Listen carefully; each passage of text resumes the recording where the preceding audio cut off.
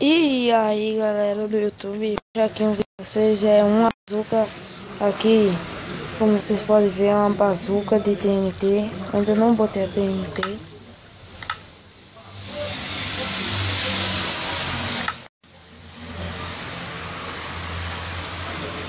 Ela só funciona assim.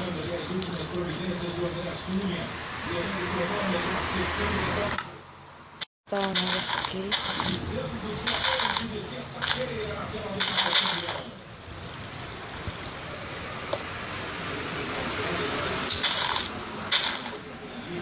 Tem que ser assim.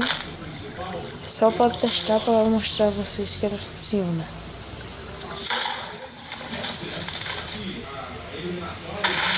Aí, desse jeito que ela vai fazer.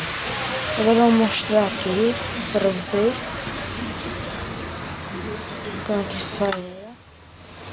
Você levanta dois blocos, dá um bloco de distância, levanta mais dois e atrás mais. Fica assim, mais dois, 3 vezes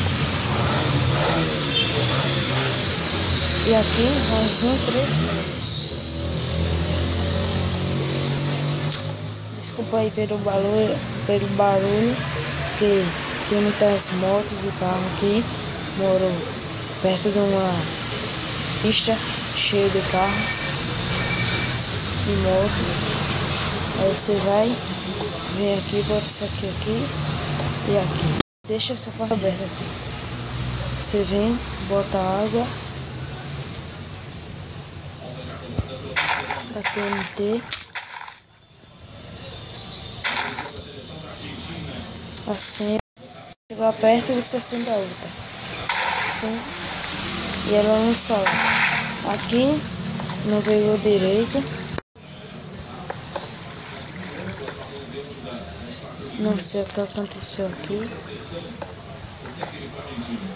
Mas bora tentar de novo.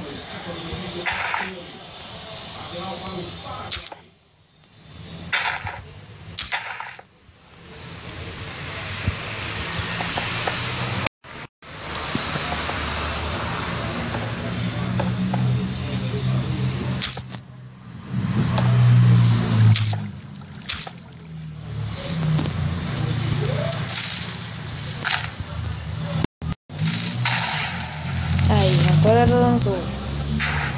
Pronto, foi isso. Se vocês gostarem, dê um like aí pra me ajudar.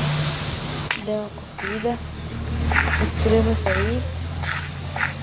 E curte para outras pessoas que você conheça. E falou!